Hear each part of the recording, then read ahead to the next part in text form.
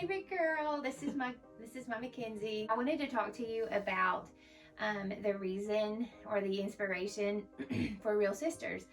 And so ta-da! We're here, and just to let the cat out of the bag, this is not either of our favorite thing, but it's especially not Mackenzie's. She does lead worship, so she's on the stage a lot, but it's different than this. You can't be awkward and lead worship at the same time. Exactly, but you can, I guess you can, but I mean, yeah, but you're not.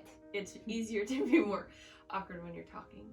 Yes, it's super awkward talking to your, well, at least we're not talking to her. I'm not talking to myself. That has been super awkward. I can't do it either. Okay. And I've said this before, and so I just want to reiterate that I am certainly not the authority on adoption, and Mackenzie is not going to say that she is the adoptive mom who speaks for everybody, because everybody's story is different in our experience. So Mackenzie was telling me about some encounter she had in like a social environment, and I don't even remember where it was. We'll blame it on Walmart. We'll just say it was at Walmart. So to set up the story, the girls are 9 months apart.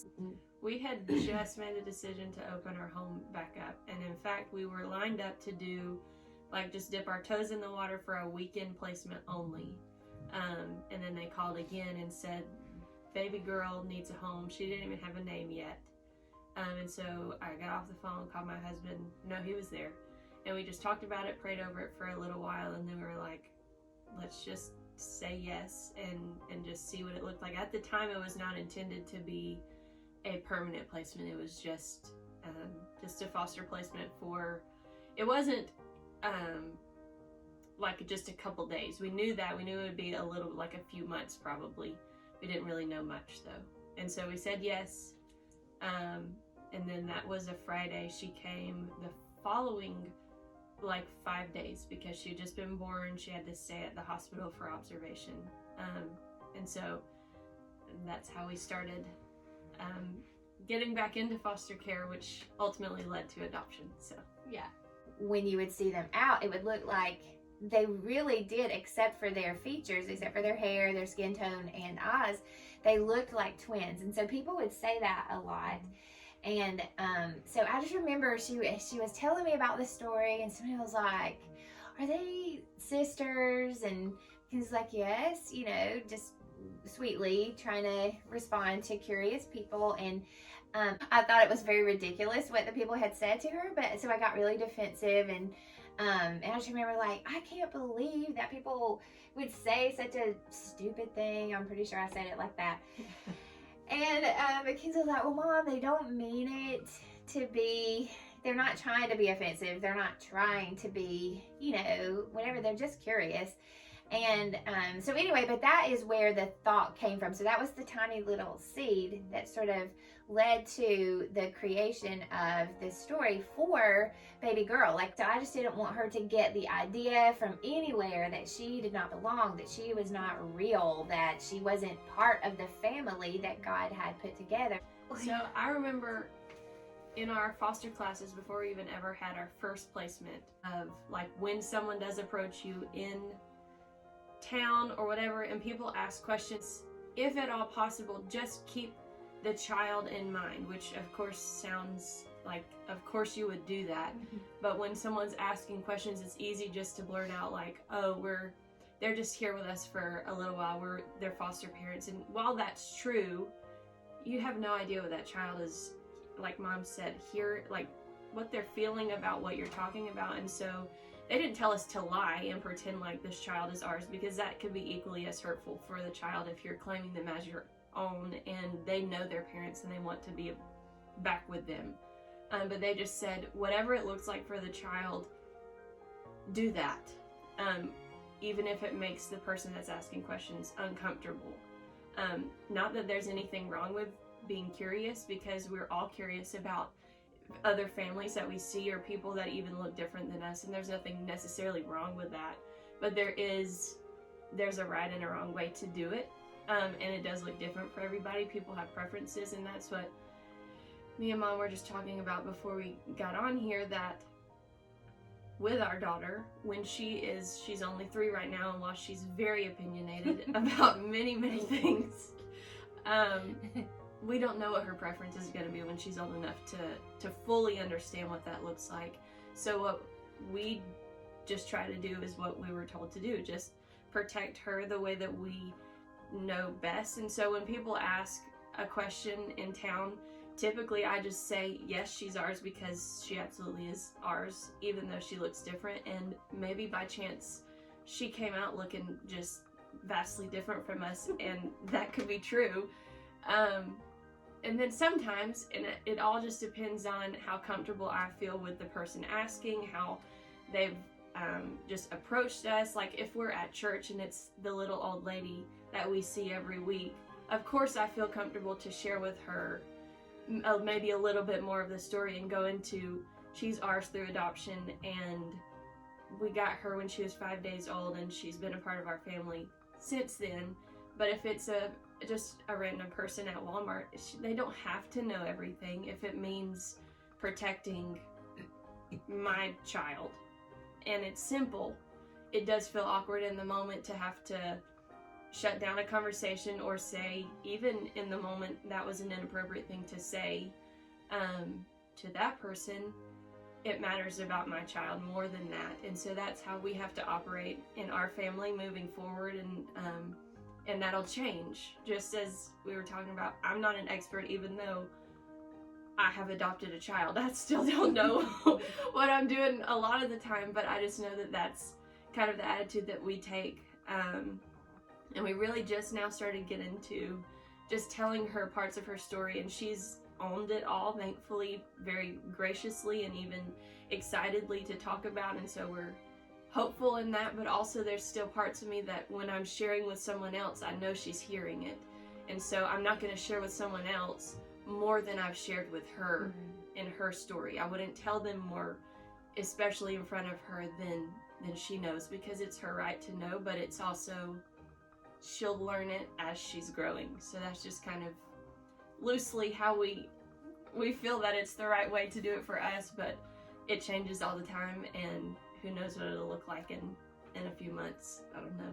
Yeah, and I think that's so wise, and I just think that is why you are her mama, because you're fiercely protective of her, and I love what you said about you know, if you're not going to share with somebody else what she is not already developmentally, emotionally, whatever, ready to, you know, she can't understand it all. Right. So just as she can understand it, and obviously that's going to go in stages, so it should change, growing just like she's going to physically. So in talking just about the way that people approach, part of the vision that I had, once we decided to, because when I first wrote the story, it was called the girls' names, like it was baby girl and first baby girl, our sisters, and so it was just specific to them, because I did not set out to write a children's book that, you know, we put out in the world. But as you know, as it grew and developed from, you know, just this tiny little seed, we felt like this was something that, you know, could potentially help other people telling their adoption story, but also educating the, you know, general population who isn't familiar with adoption. Adoption is not new. I think our approach to it as a society is, you know, it's evolving, it's changing, it's growing, but it's still, there are parts of it that are taboo, and so that's the weird part. That's the awkward part. Awkward? So you can be awkward when you're talking about awkward. So the awkward part when you're just trying to have a conversation, it's natural to be curious when you meet a new family. You know, so this is all part of the vision. So it's just to teach, you know, teach people and just to learn together, grow together, not from a point of having figured it out, because we're growing too, we're figuring it out. But, you know, as we learn, we share with each other, and we can learn from each other. Talk about the things that maybe, like, your most absurd thing that somebody has said to you about your family dynamic, and especially because the girls, because one of the questions I know is how old are they, and what's their age difference. So when you have two newborns, or two infants, Right. and you're like, well, they're 9 months apart. Like the facial expressions Mhm. that happen, I'm sure have been a joy and a delight. Yeah. And then just some of the things, and then maybe kind of guide us to a way that could be avoided. Sure. Sure. Because I know all about it. Yeah, you do. All about it according in your experience. In my experience, people are kind of crazy sometimes. She has first. You're talking yeah. about me, are you? It's Okay. just, I mean, sure, people in general. So we've had, like Mom said, just comments about everything, and we're not the only ones. I know that it happens all the time of people that have a lot of kids. They get asked if they have TVs and things like that. Sometimes people just need to know the line and when to not cross it. That would be crossing it too far about asking about TVs. And then how that has looked for us, the age gap, similar to the TV comment, 9 months apart, that's a little close. And so people are like, wow, you really got right to it. Things like that in front of my children. And while they are only 3 and 4 now, in a couple years, they're going to wonder what that means. And then also about how they look, because they're close in age, close in height. We blend well as a family, sort of. It's not super obvious that our middle wouldn't necessarily be our biological. The comments of, this is the craziest one, that she must be the milkman's, very far over the line, I would say, probably. And so what I would just like Mom said about any topic, there's a filter you should run these types of things through. Just use that, really. And then as the person receiving the comments, there's ways that I can choose to respond. And while like I said, I have to keep my kids first. So if I'm having to protect my kids, I'm not gonna be so gracious. But if it's just a comment, I can just chuckle. If it's an old lady saying we just got right to it, I mean, it's okay. She shouldn't have said that, but we can move past it, and that's okay. So I think there's two sides to it. There's the people that are saying the comments, just think about them. Another simple concept that we seem to forget, just think before you speak and realize who you're talking to, what that might do to them, about how it's going to affect them. And then as the parents or the family receiving the comments, you can have grace. You don't have to get offended of the incorrect terms or the just off the shoulder comments. It doesn't have to bother you so much unless it's a big deal. And when it's a big deal, then you do what you need to do to protect your family. And I don't think that there's anything wrong with that, even if it makes it weird in the moment. So I love that. I love how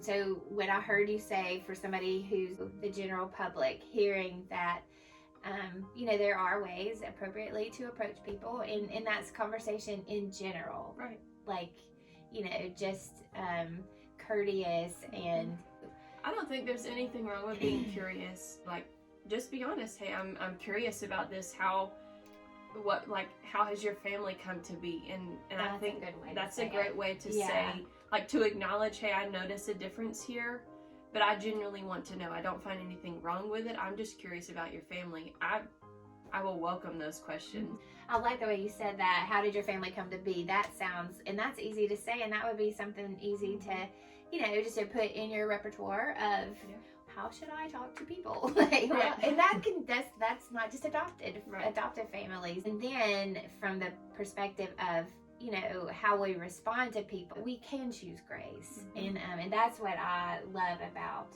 Mackenzie, because I feel like she does have a really good balance of assertiveness and grace. So she will protect those babies fiercely, kind of mama bear, but, with a lot of grace. And so that is, I'm learning still from her about how to be more like that. But anyway, so I think that is, I think that really speaks to the heart of, what Real Sisters is and how we could, use it as a tool to help raise awareness, bring appropriate conversation. And what was the phrase we learned? How did your family come to be? Yeah, I like that. I just made it up. I love it. I think I think it was like, Holy Spirit, thank you. How did your family come to be? So, was there anything else that...